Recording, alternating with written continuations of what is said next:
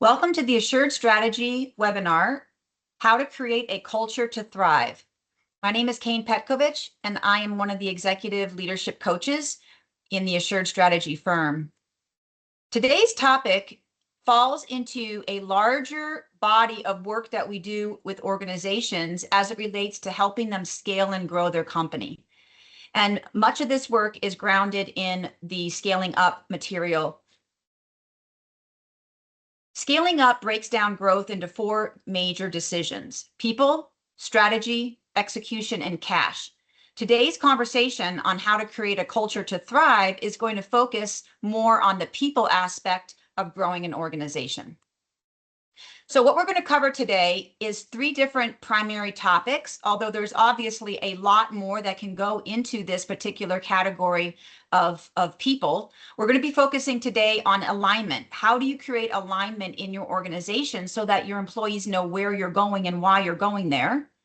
Coaching. How do you give feedback to your employees to create a strong, healthy culture? And the third area is, what are the types of activities that are going to create strong employee engagement so that your culture can thrive? So when we first look at alignment, we conceptualize that as an organization, you have to give three things to create clarity for your employees. Number one, core purpose. Why are we on a journey? Number two, BHAG, big, hairy, audacious goal. Where are we going? What is that far off mountain peak that is the end destination of the journey that we're on? And then number three is core values. What are the kinds of behaviors that we want our employees to exhibit in order to participate on this journey? The journey has hardship. The journey isn't always fun. So we have to make sure that the employee group that we are on this journey with is grounded in the kinds of behaviors that we want to work next to. If we don't create alignment for our employees, they end up running all over this valley, doing the very best they can, but not knowing exactly where the company is going and why the company is going there and what's expected of them to be on this journey. So we're going to talk some more about that. Now, in terms of the other aspects of this slide, you'll notice that there's a box called 3-year target. Sometimes it can be called 3-year thrusts. These are the things that need to be in place in the organization 3 years from now to get closer to that BHAG, that big, hairy, audacious goal. And we'll unpack BHAG in a little bit. From the 3-year thrusts, then you think about, okay, where do I need to be a year from now in order to get closer to my 3-year? And then you take your year, but what do I need to do in the next quarter that's going to get me closer to my 1-year goal? So you're taking a waterfall effect of goal planning down from your 10-year BHAG to your 3-year, 1 year, and then 90 days. And when you can clarify this for your employees, it helps allow them to understand their role in the culture you're trying to build to actually go on this journey with them. Because when they're in the weeds, they're in the day-to-day activities in the organization, they're trying to make the best decision possible.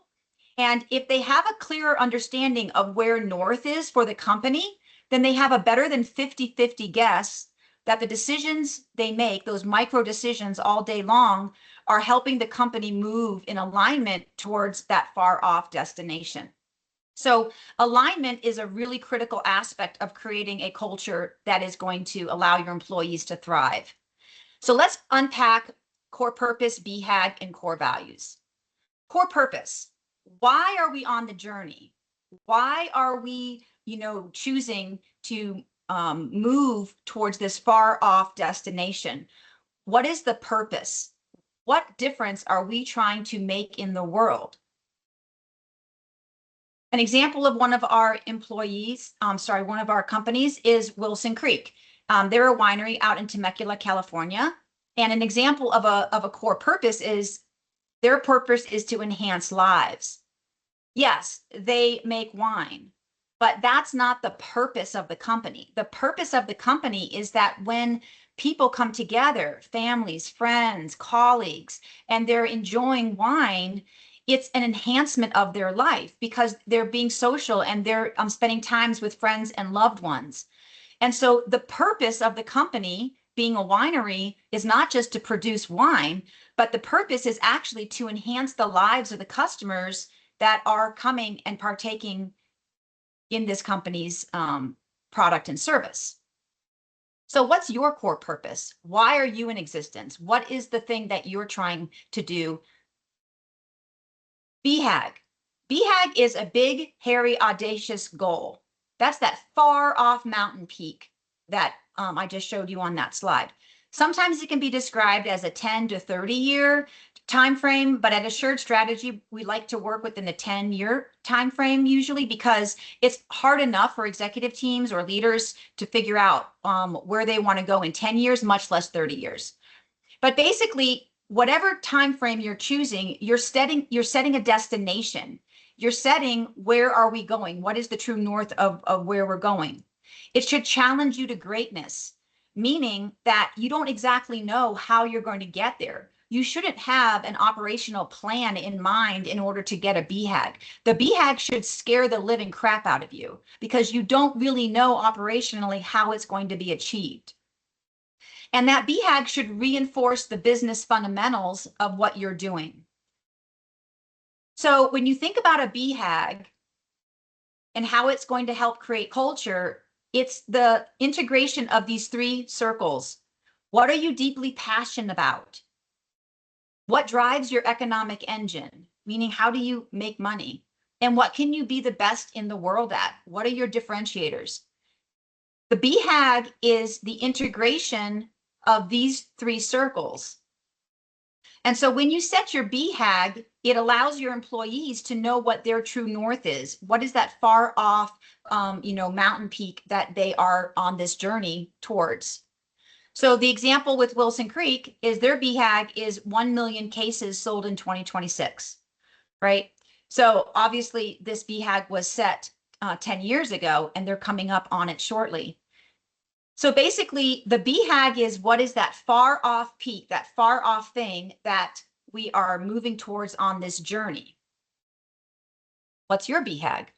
And have you set clarity for your employees so they have alignment?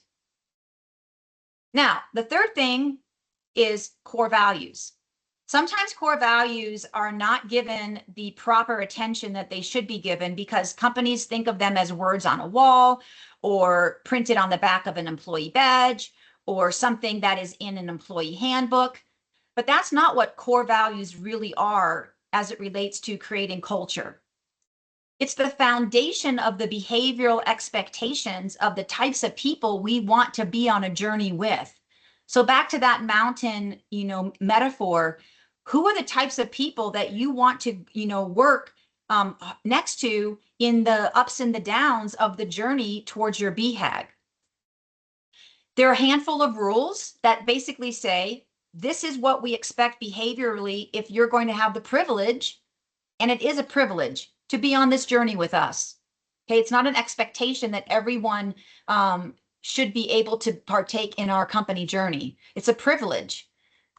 And they have to remain constant, meaning we don't change core values every year, every 5 years. Core values remain constant within the organization. So there's some core value tests that'll tell you if you actually have core values that are just words on a wall and they're given platitude, or if you actually really have a strong cultural foundation around core values. Number one, do we bring people into the organization by interviewing through core values? And do we let them go if they don't actually have the core values that we want from our teammates? Okay, so do we interview and do we fire based upon an offender? If we don't let people go when they violate the core values, the message we're sending to the rest of the employee culture is that these are just words on a wall. They really and truly are not expected of our employees. The next one is, are we willing to take a financial hit to do right by our core values? Are we willing to put our money behind our mouth? Wilson Creek has a wonderful story that, during COVID, as you all know, if you were open during that time, it was shut down for a while and they had just reopened, losing millions during the shutdown. And they opened up, several hundred employees came back to the winery, and one person tested positive for COVID. And the executive team got together and they said, what do we do in this situation? We've just brought back everybody after being shut down for months and months. And the executive team said, well, let's look at our core values and let's make the decision based upon the core values, even if it financially hurts us in the short term. So they shut down the winery again. They brought in nurses. They supported getting everyone tested in order to reopen it again so that their customers and their employees could feel safe coming back to work and coming back onto the winery. That ended up making national news, and they ended up having a huge amount of brand awareness and publicity and marketing around the fact that they had decided to take a financial hit to do right by their core values.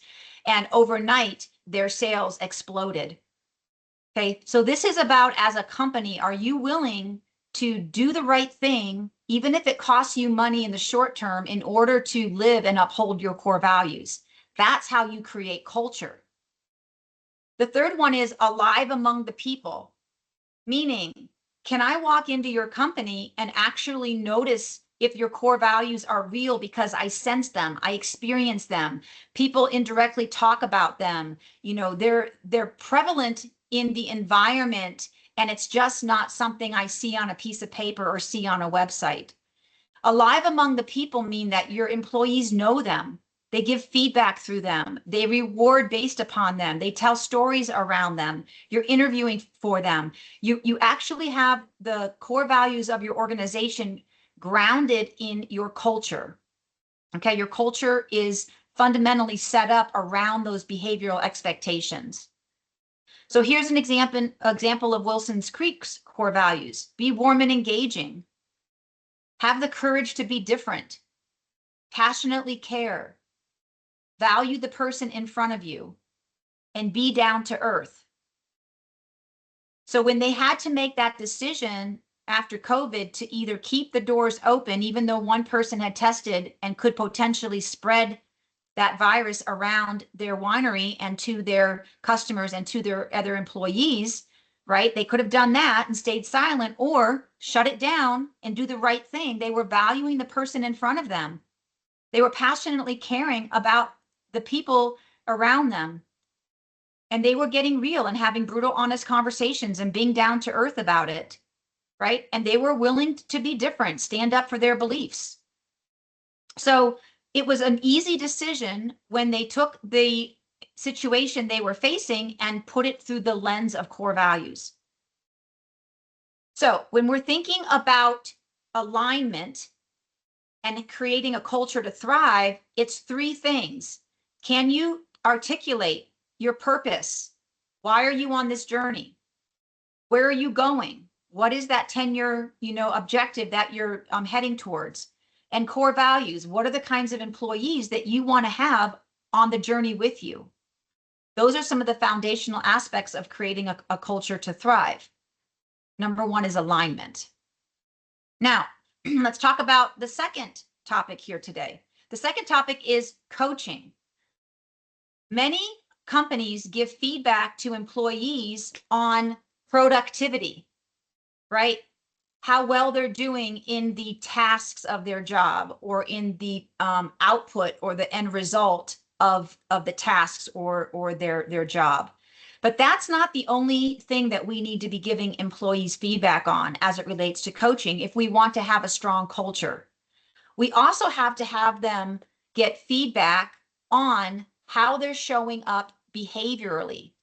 What type of behaviors do they exhibit as an employee that actually help the company create this strong culture? And are their behaviors destructive in some way, or actually supporting a healthy, culture? So the form that we use is something called the, ABC matrix. It's giving employees feedback on 2 productivity scales. Not just the productivity at the bottom from 0 to 100, meaning how well they do their tasks for the function that they were hired to do. So it's not about busyness. It's not about how many hours they work. It's about, for the function they were hired for, how productive are they in delivering that? But we also look at the vertical, which is core values from 0 to 100. How well are they living the core values of the organization?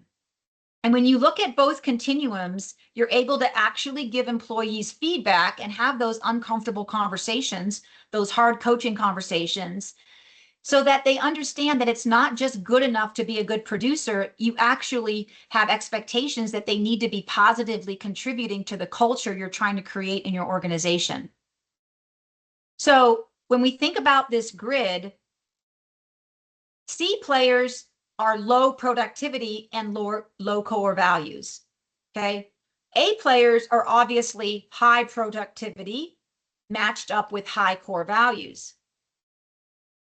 B players would be folks that might have high core values, but maybe they need some coaching and mentoring or cross training or additional support in training and learning to become more productive, more efficient or effective in the production aspect of their role. Okay, but they're B players.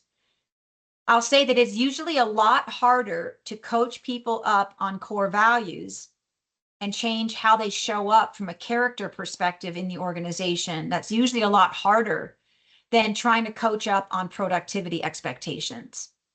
So if you have some B players that are high core values but lower in productivity, they're worth investing in to try to move them up the productivity side of their performance to get them into that A category. And then we have a little special group of employees that fall under this BC category. They're really high in productivity, but they're lower in core values. They're actually toxic in their culture, meaning that they're the employees that everyone sort of lets slide or thinks, oh, I don't want to deal with that employee. They're difficult to deal with, but we can't let them go because they're great, at what they do, or they bring a certain skill or competence or, sales or something. There's often in companies these sacred individuals that people know are really hard to work with, but they keep them around because of productivity. And what you have to ask yourself is, if you really want a culture that's going to thrive in your organization, you have to address this BC category of people that hide out under the guise of being good producers, because they're actually creating toxicity and disengagement in the larger culture you're trying to create. And people don't like working with them. They talk about them behind their back. Sometimes they get shuffled between departments because the manager didn't want to deal with that employee anymore. So you're basically taking a toxicity employee and moving them around your system to create more damage in your culture. Companies have to be willing to take a hard look at whether or not they have people who they've allowed to stick around, but really are not helpful to the culture you're trying to create. And if you're one of those types of leaders that has allowed that to occur, you will have a very difficult time creating a healthy culture for the rest of your employee group, because everybody knows the company is doing it. And therefore, they know that core values really don't matter. It's really acceptable to get away with bad behavior. And so what you say you want from a culture perspective, you're actually sabotaging your own ability to get it. So here's an example of how we would use this tool. Let's pretend that I had a C player. I'm going to ask this person to mark themselves first on where they fall on this continuum of productivity and core values. And the intersection of that, they're going to put one dot on this page. So they may say to me, well, I really think I'm great in productivity. I meet my numbers, I meet my quota, I meet my expectations, and I really think that I'm doing a great job living the core values of the company. So they typically overvalue their contributions, and they will probably put themselves somewhere higher than maybe you as the supervisor perceive them to be. Then you, the supervisor, put your dot on the page.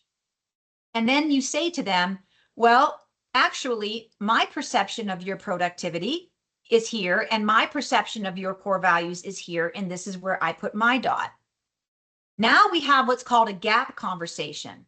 What is the gap between their self-perception and your perception? It's not about right or wrong. It's not about being able to prove your opinion and have them prove their opinion. It's a subjective conversation in order to create an opportunity to talk about the gap and give them some awareness on how you see them contributing to the organization on either spectrum. Sometimes we have people who are A players, and they will actually put their initial dot lower than what you see them to be. And then when you put your dot of where you see them to be, it's actually higher. And now you have a reverse gap conversation, meaning you are letting them know that you see them as higher value than maybe they see themselves, because oftentimes A players are very self-critical and they hold themselves to high standards. And so sometimes they need to be, talked about in terms of what their real value is and how they really are contributing in the organization. So regardless if you're coaching an A player, a B player, or a C player, you're having the individual employee mark themselves first, and then you are marking where you think they are, and then you talk about the gap. After you've talked about the gap, then you set up an action plan, meaning what needs to change? When does it need to change by? When are we going to check in again? How will we know if that change has occurred, right? You want to try to make it as specific and goal focused as possible with clear expectations and then clear follow-up timeline. If you have an A player, maybe the plan is actually some growth opportunities, shadowing other departments or shadowing other roles, or helping them get to a conference or some learning material. Maybe they have the ability to teach others something that they're really great in and feel passionate about. So the plan for A players could look more like a growth plan for them. Or your B players, it could be that you want them to continue to demonstrate the core values of the company, continue to be the great, cultural asset that they are in the organization, and then working on some additional training or support to help them with their productivity scale. So regardless if you end up, coaching an A, B, or C player, the intention of the exercise is to figure out what do they think they are. You share what you think they are, and then have a gap conversation and a plan. Now, if we do coaching, the other areas of culture that allow an organization to thrive are understanding what engagement factors there are. So Kaufman has 9, sometimes Gallup might have 12. They're both very similar. At the end of the day, you're looking at what are the types of activities that are happening in my company or, from my leaders, my managers, my supervisors, that allow an employee to say yes to these 9 staff engagement factors. Because the more they can say yes to these, then you are going to be able to create that thriving culture. So number 1, employees want to know the outcomes for which they're accountable for. Employees want to come in to work and know what good looks like. They want to be able to feel good about their day. They want to be able to go home at night and feel good that they provided value and contributed to the organization in some capacity. But oftentimes as leaders, we don't let them know what good equals. And so they have to guess or try to figure it out. And it's very, muddy or gray. And they don't really know what equals good. So we have to sit down with employees and give them, what are your key performance indicators that let us know that your function is on track? What are your goals? What are your quarterly objectives? There's a lot of different activities that we can do to help set clarity on what equals good for that employee. The next one is, my leader really knows me. Employees don't want to be a number. They want to come in to a culture. They want to be a part of a journey. They want to feel like the thing that they're involved in and giving their day-to-day energy towards is, moving to something important, and that they are a member of that team, and they're not just seen as someone who clocks in and clocks out. They're not just a number. They're not just employee number 321 or number 25. Okay, they want their supervisor to see them and know them as a unique human being. The number one thing that will drive employee engagement is the relationship an employee has with their immediate supervisor. So you could have the best culture in your organization, but if you have a bad leader or a supervisor who doesn't actually, inspire followership, that's leadership, is the ability to inspire followership, then that employee that reports to that leader actually views the organization in negative terms. Okay, it's going to have a negative effect on your employee engagement scores. So it's really important that there is good positive relationship between employee and their immediate supervisor. The next one is that their talents and abilities are fully utilized. So if you want to have a culture where employees are thriving, they need to feel that the things that they do well, the company is actually using or attempting to know, so that if that skill is needed in the future, then they are known for that ability. Oftentimes as employees, they might have experience in different areas or skill sets or, things to contribute, but because of the role they're hired for, they're put into this little box. And they get frustrated because they think that the company could actually benefit from utilizing them in a variety of different other skill sets. So you have to have conversations with your employees to say, hey, what are those skills that maybe you have that we're not using in your role? Or what are those other talents that the company could potentially benefit from? It doesn't mean that you have to provide that opportunity per se, because sometimes that's just not possible, but you need to know what they are so that that employee feels that they have the potential of maybe using it in the future, or at least they're known. Successes are recognized. One of the things that is going to be critical if you want to have a culture that's going to thrive is actually having celebrations in the culture. Oftentimes, we are in the problems of the day, the crisis of the day, the whirlwind, the day-to-day activities that just keep the company moving forward. And some leaders don't often slow down enough to celebrate those small wins with their employees and with their teams and with the company. You have to have celebrations in the organization and recognize the amazing things that are going on around you if you want to have a strong, positive, employee engaged culture. Coaching. My leader does a good job of coaching me to build on my strengths. As I mentioned earlier, coaching cannot just be about productivity standards.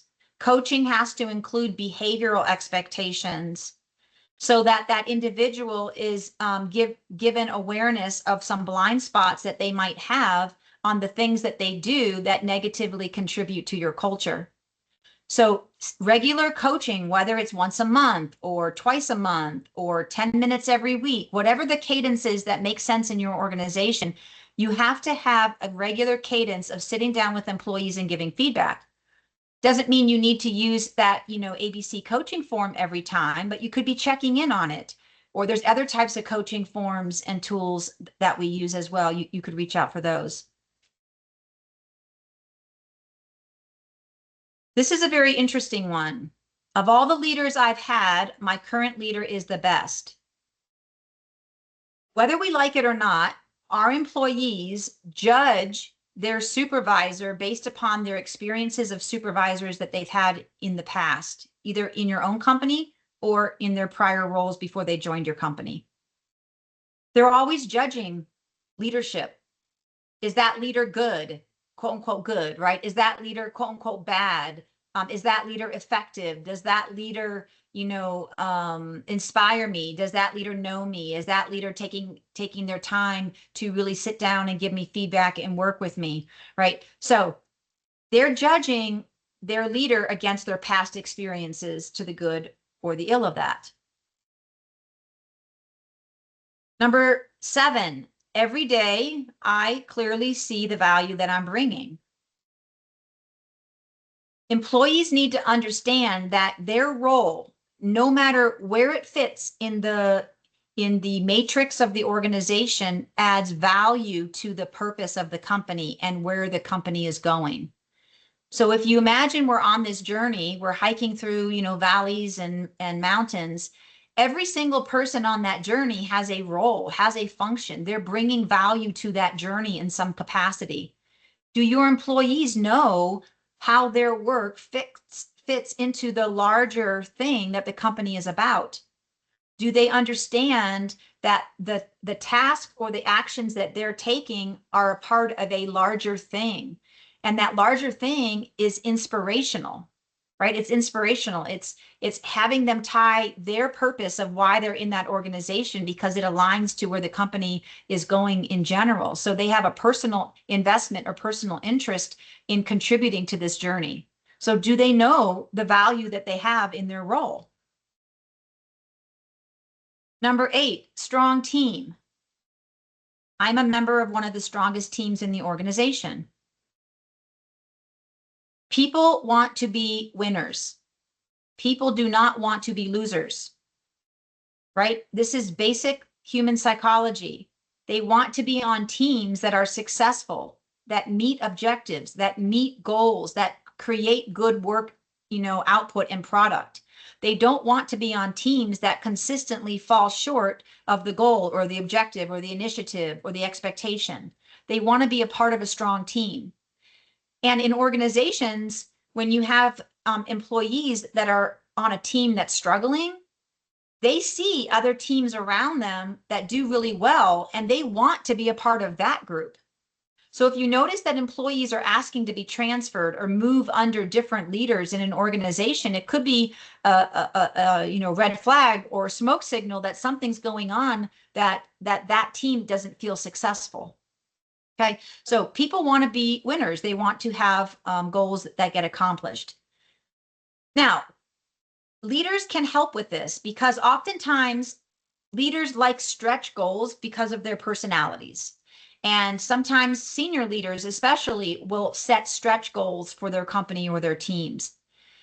It's actually demotivating for your employees if they don't feel they can fundamentally reach that goal. And if it's too far out, too much of a stretch, too ambitious, they won't even be engaged in trying because they feel like they're set up for failure. So it's more important to hold back on the goal at first and have small goals that are achievable and that the employees can win and the teams can get success around to build the momentum of success so that you can then set a stretch goal because now you've got momentum behind you and morale and engagement behind you to actually reach that goal. Okay, so build momentum of winning, and that will greatly influence the positive engagement of your culture.